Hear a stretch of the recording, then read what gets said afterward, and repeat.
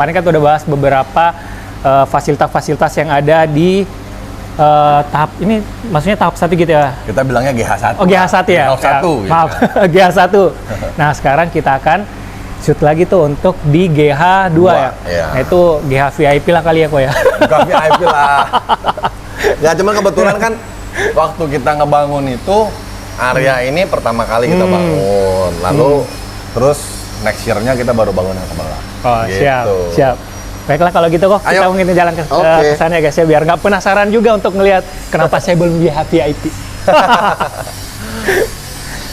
Oh, yang ini kok yang kemarin yang ya, belum. Ini kita mau renov lagi supaya kayak tadi kolam yang kita bahas. Bisa seragam semua ya kok ya? Ya, ini tim handler kita lagi ngebersihin oyster shell tuh sebelum kita pakai. Oh, berarti produksi sendiri ya kok ini ya?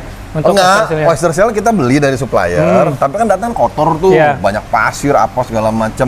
Jadi kita bersihin dulu supaya kotoran limbahnya tuh nggak ikut masuk ke kolam. Oh, siap. Gitu. Nah, ini kalau mau beli kayaknya bisa juga nih beli langsung. Wah, ini chillernya banyak nih di sini nih. Ya, ini kan kolamnya lagi dibongkar, chiller-chillernya lagi kita lepasin dulu semuanya. Siap. Yuk.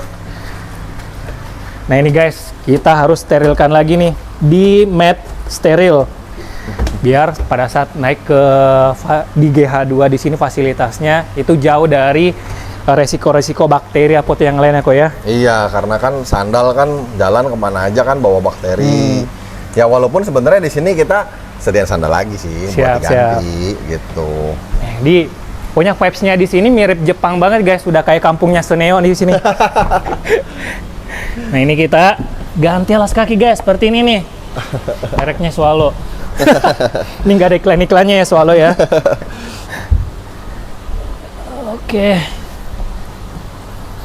Siap. Oke. Nih, kita mulai dari kolam mana nih? Bebas, mau di mana aja. Kalau ngelihat kolam ini kolam besar kita ya.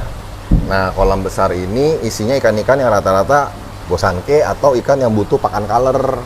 Oh, bawa dipisah-pisahin gitu ya kok ya, yang ikan-ikan yang butuh pakan color dengan yang ikan yang nggak butuh pakan color ya? Iya, jadi kita memang kita bedain supaya gampang treatmentnya. Siap. Gitu, jadi lebih fokusnya adalah kita pakan yang memang di sini butuh color kita kasih di sini, tapi kalau ikan yang nggak butuh pakan color kita taruh di sebelah sana ya kok ya? Ini untuk ikan-ikan yang sizingnya udah jumbo ya, udah besar gitu ya, kita taruh di sini. Nah, ini yang real jumbo ya guys ya. Nih ukurannya, size-nya rata-rata 65 ke atas semua ya kok ya ini? 70? Ini mulai dari 50 lah, 50 ya? 55 bu gitu, sampai dengan 75 yang terbesar di sini. 75 ya kok ya? Ini ada tanco GC kita yang lagi gendong telur nih. Wah, ini udah pernah GC kok ya? Udah, waktu itu GC di Medan, cuman lagi gendong telur ya. Terus kebetulan posisi telurnya itu nggak balance ya, nggak simetris. Jadi mau nggak mau nih kita harus nanti cari pasangannya supaya bisa dibuang ya telurnya gitu. Ya? Bisa dibuang telurnya gitu. Siap. Wow, nih nggak main-main nih kalau yang di sini nih. Ini banyak yang udah juara-juara kok ya di sini ya? Ini yang udah GC 1. Terus yang Ginrin Kohaku, ada yang Basin Size gitu.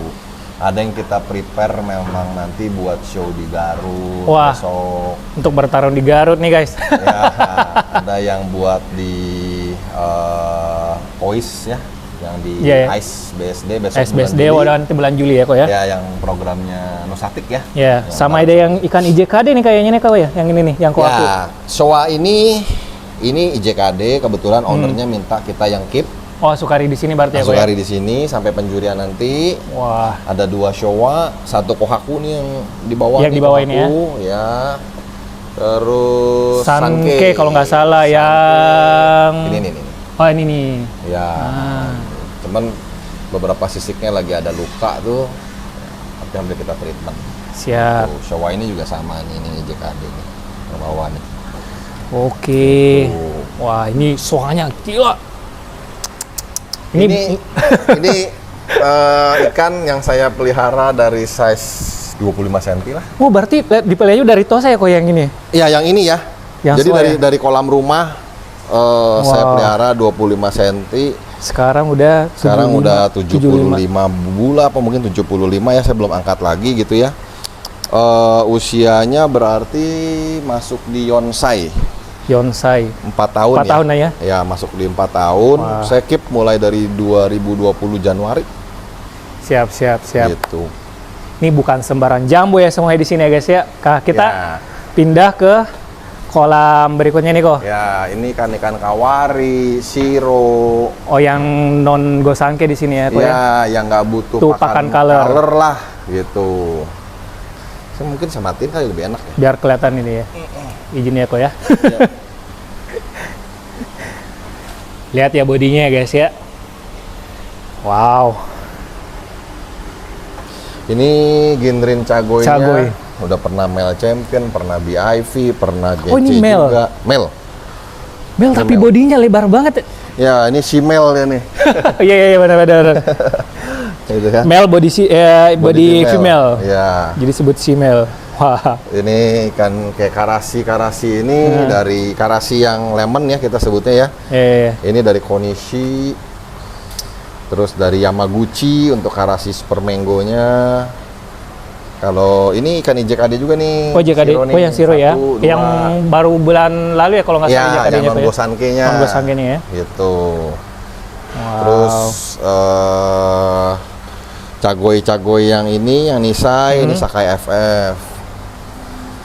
Kalau Gitu. untuk perawatannya kok untuk yang di filtrasinya hampir sama ya kok ya tadi untuk pakai ADF terus Prinsipnya sama. prinsipnya sama ya kok ya. Prinsipnya sama gitu. Apa ya? Saya selalu mengacu ke satu benang merah, Mhm. tapi mungkin kadang-kadang bedanya yang ini saya belum taruh static bed. Tapi saya taruh jab mat-nya malah sebelum chamber pompa. Ya. Jadi finish lebih ke buat polishing doang gitu. Prinsipnya sih sama, tapi treatmentnya aja saya bedain. Siap. Gitu. Nah kalau sumber airnya ini pakai apa nih kok? Sumber air kita air tanah. Air tanah. Ini kita nyalain dulu ya. Takut Oh ya ambil stres. aeratornya jebol ntar. Soalnya ini dia jalurnya satu aerator satu aerator cuma buat satu titik ini doang. Wah. Jadi kalau misalkan ditutup terus-terusan dia punya membran jebol gitu. Oh ya, lanjut tadi kemana? Kalau air kita pakai air tanah. Air tanah. Nah, dengan di sini kita dapat artesis itu di kedalaman 40 meter. Nah, terus 10 meter. 40 meter itu kita pumping masuk ke filtrasi dulu nih. Nah, itu nih Oh, yang itu. filtrasinya, ya. Wow, gede banget nih. Tabung filter ini Ini mirip RO nggak sih ini kok atau beda? mirip apa, sorry? RO apa sih itu yang Oh, RO, bukan, Iya. bukan. Jadi kalau ini sebetulnya mungkin kalau di rumah kan suka ada tabung yang lebih slim tuh, yang kecil tuh. Sebenarnya sama kayak begitu, cuman bedanya ini kapasitas aja. Kemampuan dia untuk filtrasi itu dalam 1 jam sekitar 3,8 ton 3,8 ton per jamnya ya? per jamnya. Jadi input outputnya itu bisa 3,8 ton. Nah, jadi apa namanya yang mau kita kejar dari ini adalah kita mau menghilangkan zat-zat mineral seperti seng, besi, kapur gitu yang mau kita hilangkan. Itu yang pertama. Jadi supaya TDS-nya akan pasti lebih rendah. Yang kedua, menjaga stabilitas dari sisi pH gitu. Nah, itu yang kita mau kejar pertama. Tadi ini menarik nih TDS nih kok. Kalau misalnya untuk koi sebaiknya sih untuk TDS itu TDS tinggi apa TDS rendah nggak sih kok? Nah, ini pro dan kontra ya. Masing-masing ini. breeder. Sekali lagi. Kita ngobrol sama sana, kita ngobrol ke breeder pun di Jepang pun. Iya. Ada yang bilang, oke, TDS 200, gitu kan. Ya, tapi kita lihat ikannya emang bagus sih di sana juga, Iya, gitu kan. iya. Tapi ada yang bilang, no, too high, dia bilang. Paling tinggi, misalkan 15 TDS-nya, gitu. Jadi masing-masing breeder, Mau 15? iya, kalau di Jepang itu sumber airnya tuh bagus banget. TDS 15? Bisa ada yang 4 sumber air. 4? Kalau ukur? Gitu. Gila, itu udah kayak mana dari Jadi gini, sebenarnya kan TDS itu kan adalah material-material logam atau material-material lainnya yang terkandung di dalam air. Itu yang disebut dengan TDS, gitu kan ya. Ya, intinya seperti itulah, gitu. Nah, semakin sedikit kandungan yang terdapat di dalam si kandungan air tersebut, maka TDS-nya pasti akan lebih rendah. Benar. Sebenarnya lebih kayak begitu, gitu. Nah, Jadi kalau misalkan emang harus berapa, saya rasa juga nggak ada pakem. Angka pastinya gitu ya, angka pastinya gitu sih ya, Pak? nggak Nggak ada ada ya? lah ya gitu. Tapi so far sih TDS kita ini sebenarnya dari sumbernya itu 198. 198. Pada saat kita filtrasi di sini, Pakai pakai filter filternya. ini, masuk ke penampungan kita di sini, itu jadi kita cek lab, jadi tinggal 55. 55 TDS dari ya. cek lab 55 Iya, gitu. jadi hasil labnya itu menunjukkan 55, terus kadar zat besi, kapur dan sebagainya itu hampir nggak ada lah. Hampir nggak ada ya? Karena hasilnya tuh 0,00. Siap. 0,00 berapa gitu saya lupa Iya, gitu. Ya pokoknya, saya anggap nggak ada lah gitu saya ya, anggap siap. nggak ada, pada masih ada. Iya. Gitu. Nah, jadi dari sini kita filter, keluar airnya kita lewatin dulu UV nih. Oh ada, oh ini nih guys. Gitu. Nih lihat nih, ini tabung ini isinya UV ya kok ya? UV.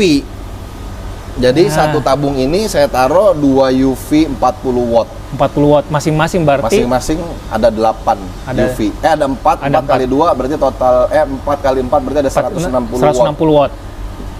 Jadi Segede kita gini, lewatin guys. dulu ke sini baru pindah ke sini. Baru masuk ke penampungan. Penampungan. Nah, ini kenapa saya bikin Siap, seperti ini gitu. Karena saya mau nge-trap bakterinya. Oh, untuk bunuh bakteri patogennya kok ya? Ya, jadi kan UV itu kan sebenarnya kan cahaya UV semakin jauh kan boleh dibilang kan jadi 0. Ya, Nah. benar. Dia kan ada range Si terbaiknya kan Ya, benar, dari benar. cahaya itu. Nah, kenapa saya trap seperti ini supaya kinerja UV-nya jadi maksimal. Jadi si bakterinya mau nggak mau pasti melewati Pas silang lewat UV itu. ini dan kita bikin jadi 2 seperti ini. Harapannya sih yang masuk ke dalam penampungan kita udah benar-benar Ya, bersih. jadi misalnya dia masih hidup nih ngos-ngosan, nyampe sini udah mati banget deh. lah, anggaplah gitu Ya, ya. kayak gitu lah ya. Tapi saya belum pernah cek lab apakah memang benar-benar mati total ya, gitu ya. ya. Tapi bener. paling tidak kita udah preventif dulu lah gitu. Yes. Nah, lampu UV ini kalau dalam kondisi kayak gini, dia mati. Kenapa? Karena pompa sumber kita lagi off statusnya. Oh, berarti nggak nyala benar-benar 24 jam? Enggak, Siap. karena kan UV itu kan ada usianya. Nah. Kalau kita nyalain 24 jam, jadi Iya sih. waste. Benar ya benar. Udah gitu, kalau misalkan nanti di dalam tabung ini nggak ada air, UV-nya nyala terus, itu kan UV-nya kebakar. Benar, bisa membuat pipanya meleleh lah segala macam. Kalau pipanya sih nggak apa-apa sebenarnya, pasti tahan kalau kena sinar UV. Yang masalah adalah di lampu UV-nya sendiri. Oh, overheat gitu ya. Nanti akhirnya jadi coklat dia warnanya. Nah, kalau udah kuning coklat gitu udah rusak, UV-nya harus I buang gitu. Jadi supaya semuanya jadi terukur, jadi tidak waste, ya saya bikin sistem di mana kalau pompa sumber artesis kita on, dia baru on bareng gitu on. Gila guys. Ya ini tujuannya cuma biar irit Iya. doang sebenarnya. Sampai di UV pun dihitung guys. Karena ujungnya kan kos. Ya, gitu ya, kan. benar. Gila, ini nggak salah nih, untuk pipe-nya ini bener-bener kode kayak Jepang banget nih. Semuanya dihitung guys. Ya karena kan kita Iya, iya. kapasitasnya udah lumayan gede ya. Iya. Jadi kalau nggak dihitung ngos-ngosan juga kita ntar bayar kos. Oke, lanjut kok. Ini kan udah nih ditembak masuk ke penampungan. Ini sejauh mana sih penampungannya kok? Dari sini sampai ujung. Sampai Bentok tuh. wah gila, ini semua penampungan. Ya, ini hanya untuk air sumber kita yang kita pakai untuk ke semua kolam, sampai kita pakai kalau tim kita mandi juga pakai aja udah air ini semuanya. Wow, Gitu. gokil. Ini kapasitasnya 64 ton. 64 ton. Iya, kapasitas airnya. Wow, Gitu. berarti semua yang pakai papan hitam ini semua ya kok ya, Iya. penampungan airnya. Jadi di bawah kita ini udah air aja. Gitu. Gila, ini kalau orang yang nggak mikirin kayak gini, kenapa dua tim penampung kita jadiin kolam aja sekalian gitu kan? Kalau Ya. orang yang nggak berpikiran seperti itu. Sebenarnya ada yang bilang sayang mendingan jadiin kolam gitu. Nah, benar kok. Cuma kan balik lagi, kita as a dealer ini kan kuncinya kan di air. Ikan-ikan ini akan menjadi bagus, akan lebih bagus, atau minimum kita bisa jaga stabilitas bagusnya si ikan kan harus dari air dulu. Siap. Nah, jadi saya harus sacrificing area ini untuk supaya bisa mendistribusikan air yang bagus. Ini pun kita masih terus research sih gitu. Kalau misalkan memang nanti sampai titik tertentu saya masih belum happy sama kualitas airnya, mau nggak mau kita hajar pakai ozon. Kita tambahin lagi pakai ozon. Ozon guys, Gitu. gila. Pakai Itu udah last chance lah ya, Iya, gitu iya, ya, step iya, terakhir iya. gitu. Itu ya sebenarnya yang paling saya hindarin adalah ozon sebenarnya. Tapi kalau memang nggak ada jalan lagi, iya mau nggak mau, Ya, ya, ya. gitu. Itu harus gitu. Itu tapi udah last step lagi, udah Siap. paling terakhir lah, gitu. Oke, baik lagi nih kok. Nah tadi kan udah dibahas tadi TDS kan itu kan relatif lah untuk berapa tingkat ininya. Tapi kalau menurut Ko Faisal sendiri nih, TDS berapa sih yang bagus untuk pertumbuhan ikan koi ataupun untuk skin segala macam? Menurut saya ya, Menurut pendapat pribadi. at least di bawah 100 lah. At least di bawah 100 At ya. least di bawah 100. Gitu. Baik. Supaya kandungan mineralnya tidak terlalu tinggi. Siap, gitu. siap. Tapi kan ada yang bilang, tapi kalau buat sumi kan harus Nah. tinggi gitu kan. Nggak ada risetnya. Ya, ya, ya. Even di Jepang sendiri pun tidak bisa make sure bahwa itu benar. Ya, ya, gitu. ya. Kalau saya lebih patokannya adalah misalkan kayak Shiro, Showa, atau Sankei gitu ya, supaya suminya ini bagus atau gimana, udah balik aja ke gennya aja deh gitu. Iya, iya, Balik iya. ke induknya dia gimana sih? Gitu. Dan buktinya juga, even misalnya ini TDS-nya di bawah 100, sironya jadi suminya. Ya. Nah itu dia. Jadi nggak bisa Ya. nggak bisa kita bilang pasti. Ya, nggak bisa, gitu. benar. Karena banyak yang bilang, oh TDS-nya harus di 250. Baru sumi bisa bagus. Ya kebetulan kita TDS 55, tapi sumi Shiro kita oke kok. Ya, gitu. oke aja, nggak ada bisa finish, Iya, bisa benar, shine benar. gitu kan. Soalnya juga bagus. Iya gitu.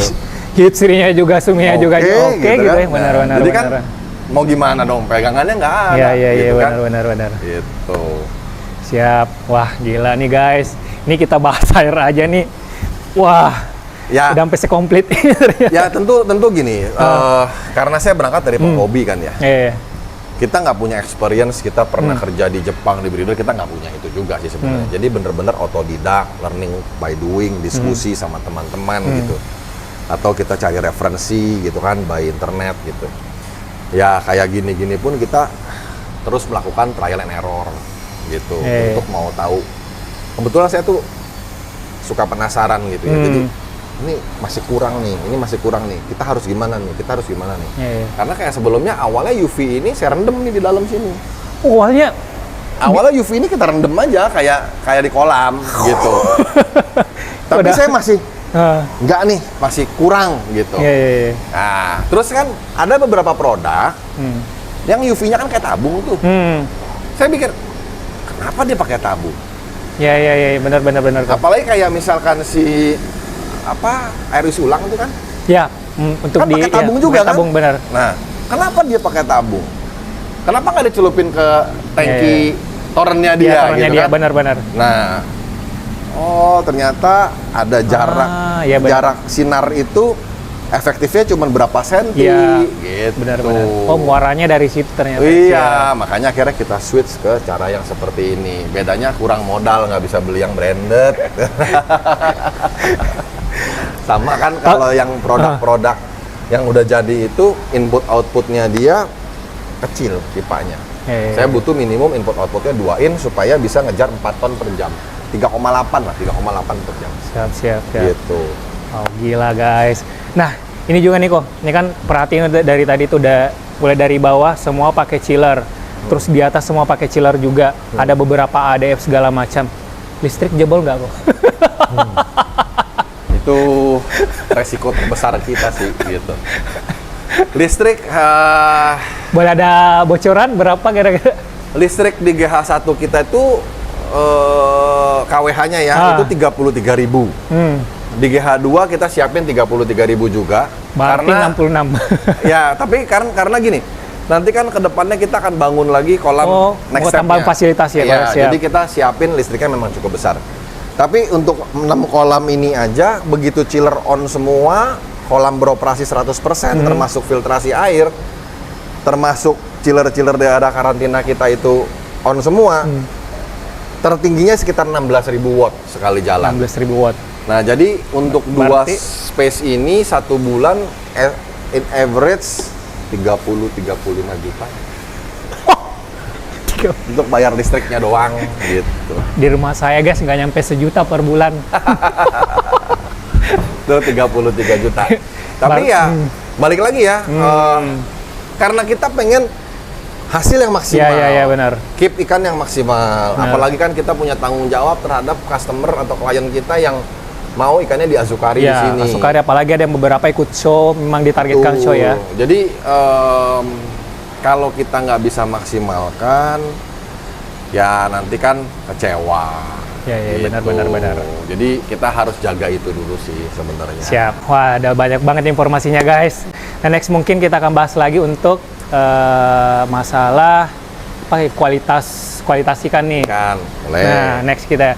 Nah, untuk sementara ini untuk pembahasan di fasilitas bagian atas di GH2 mungkin cukup sampai sini, dan terima kasih juga untuk teman-teman yang udah nonton. Sampai ketemu di video berikutnya. Salam untuk persahabatan. Jangan lupa keep koi harus happy. Make hobbies happy. Only itu make hobbies happy.